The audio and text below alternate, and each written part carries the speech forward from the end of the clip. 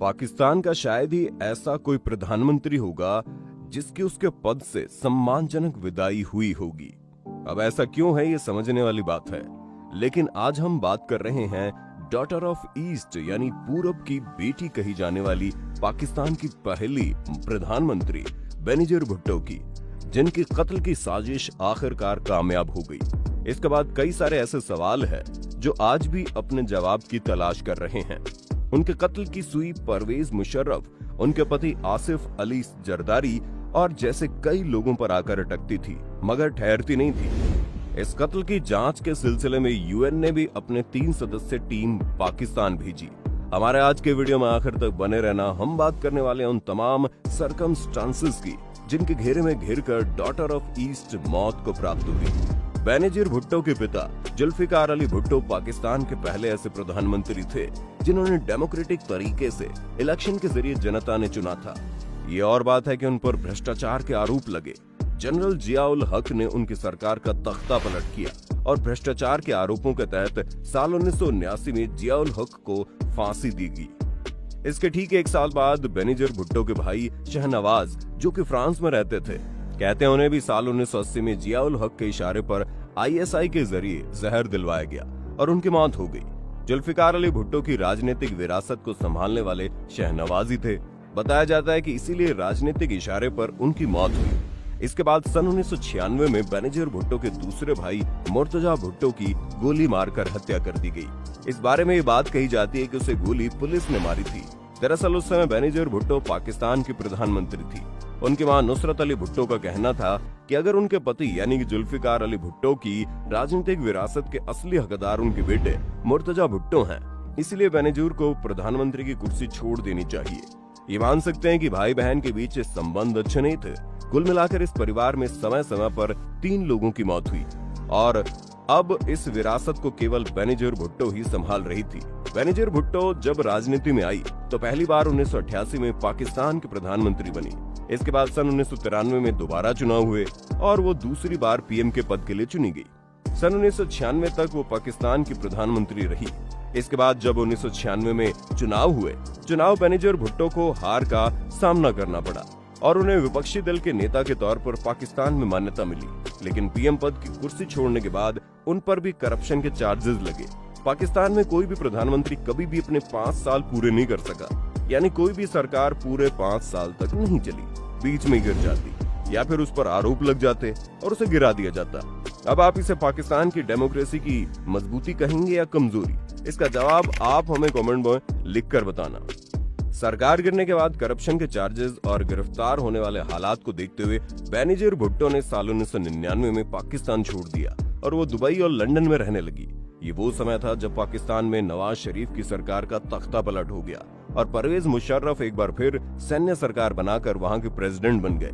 लेकिन उनके ऊपर प्रेशर था एक बार फिर वहां पर लोकतंत्र लागू करने का। मुख्य रूप से वहां पर 3 राजनीतिक पार्टियां थी, इमरान खान की तहरीक इंसाफ, बेनजीर भुट्टो की पाकिस्तान पीपल्स पार्टी और नवाज शरीफ की पार्टी मुस्लिम लीग। परवेज मुशर्रफ ने घोषणा की कि जनवरी 2008 में पाकिस्तान में चुनाव होंगे और सभी राजनीतिक दल इन चुनावों में पार्टिसिपेट करेंगे। पाकिस्तान में पीपीपी का एक अच्छा खासा जनाधार था, लिहाजा परवेज मुशर्रफ ने बेनजीर भुट्टो को आश्वासन दिया कि उनकी गिरफ्तारी नहीं होगी। बेनजीर भुट्टो पाकिस्तान आने का मन बना चुकी थी।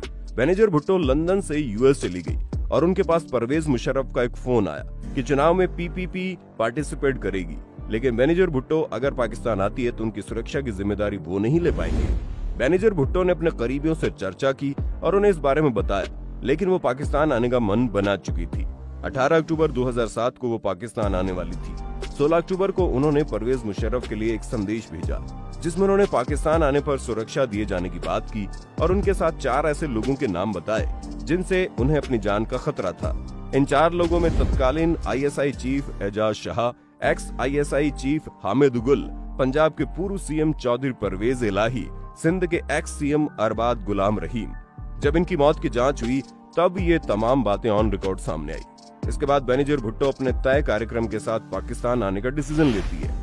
अगर इस दौर में पाकिस्तान पर गौर करें तो उस समय अफगानिस्तान से तालिबान और अल-कायदा के लड़ाकों को बाहर भगाया जा रहा था और वो पाकिस्तान में शरण ले रहे थे, लेकिन पाकिस्तान से भी उन्हें बाहर निकाला जा रहा था। इसके अलावा एक और आतंकवादी संगठन तहरीक-ए-तालिबान पाकिस्तान भी सिर उठा रहा था। इस संगठन को लीड कर रहा था बैतुल्लाह मसूद। ये शरिया नियम कानून को सख्ती से लागू करना चाह रहे थे।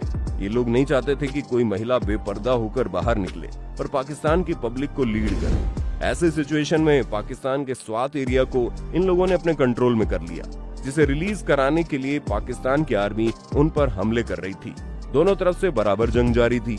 18 अक्टूबर 2007 को बेनजीर भुट्टो कराची के जिन्ना एयरपोर्ट पर अपने समर्थकों के साथ निकलती है।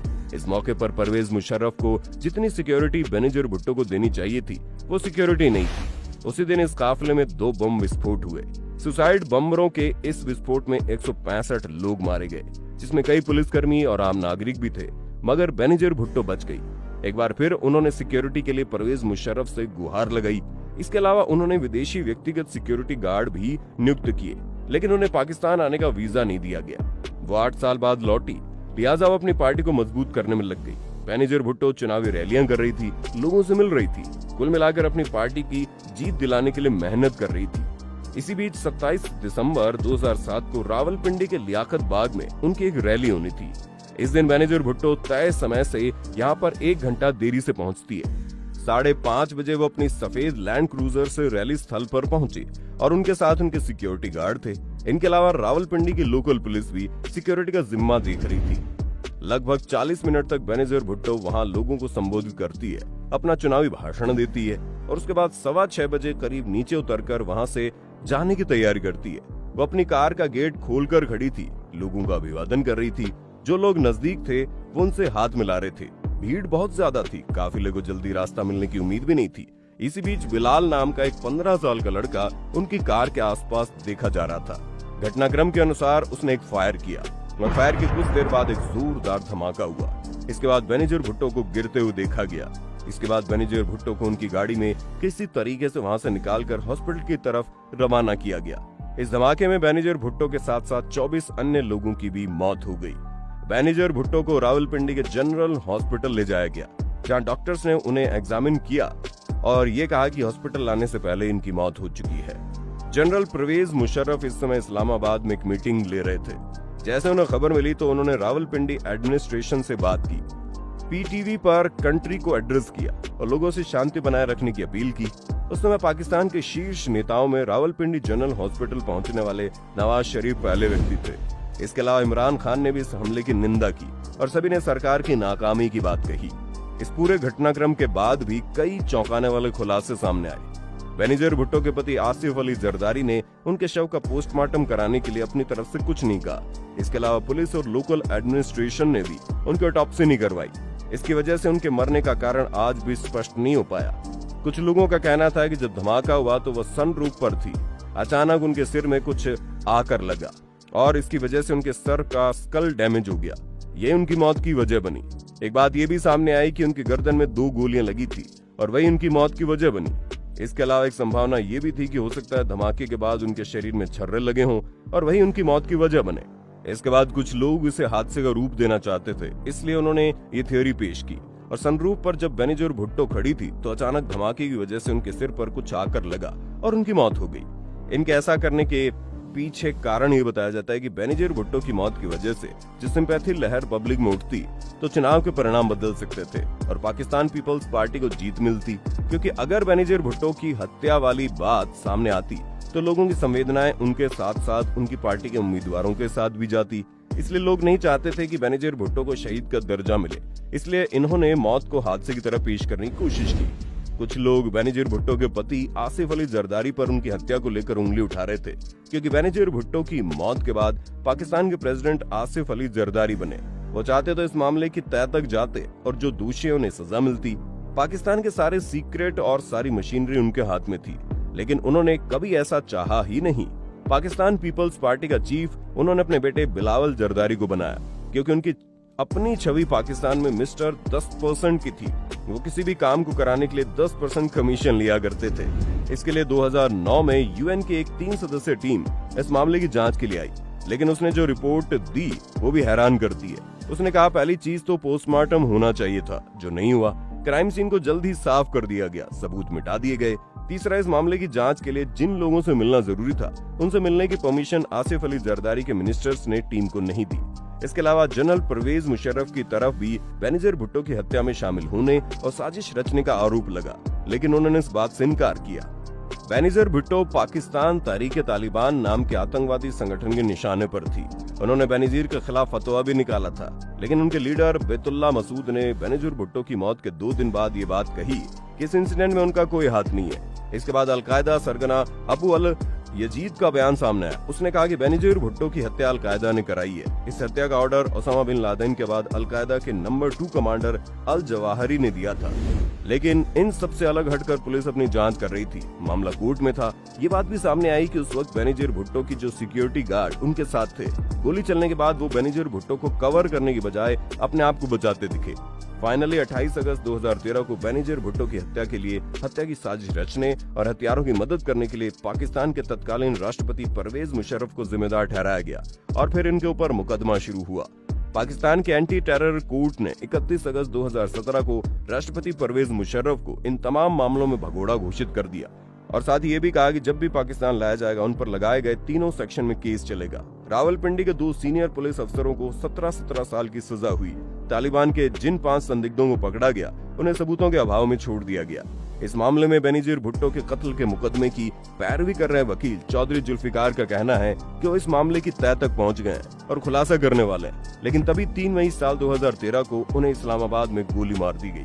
कई अंतर्राष्ट्रीय एजेंसियां भी इस मामले की जांच कर रही थी और उसमें जो फैक्ट सामने आए उसके अनुसार बेनजीर भुट्टो की हत्या के लिए 3 लोगों को टास्क दिया गया, जिनमें पहला था बिलाल, जिसे गोली चलाना था। हालांकि बिलाल सक्सेस हो गया और उसके बाद बाकी 2 लोगों की जरूरत नहीं पड़ी। लेकिन बाकी 2 लोगों में से एक था इकरामुल्ला और दूसरा सईद। इकरामुल्ला के बारे में तत्कालीन पाकिस्तान गवर्नमेंट ने ऑफिशियली ये कहा था कि वो एक आर्मी ऑपरेशन में मारा गया, जबकि इस घटना के लगभग 9 साल बाद साल 2017 में पाकिस्तान के मोस्ट वांटेड आतंकियों की लिस्ट जब जारी की गई तब उसमें 9वें नंबर पर इकरामुल्ला का नाम था और उस समय की जानकारी के अनुसार इकरामुल्ला ईस्ट अफगानिस्तान में रह रहा है। आज भी पाकिस्तान में बेनजीर भुट्टो की मौत को लेकर रहस्य बरकरार है। अमेरिका और यूरोप की एजेंसियों ने अपनी जांच में ये निष्कर्ष निकाला कि बेनजीर भुट्टो की हत्या में पाकिस्तान की खुफिया एजेंसी ISI का हाथ है, जिसमें कट्टरपंथी ताकतों ने उनका साथ दिया। ये थी बेनजीर भुट्टो की हत्या, उसकी साजिश की पूरी कहानी। उम्मीद करते हैं वीडियो आपको पसंद आया होगा। आपको इसके बारे में क्या सोचना है हमें कमेंट में लिखकर बताना। फिर मिलेंगे नए वीडियो में, तब तक के लिए जय हिंद, जय भारत, वंदे मातरम।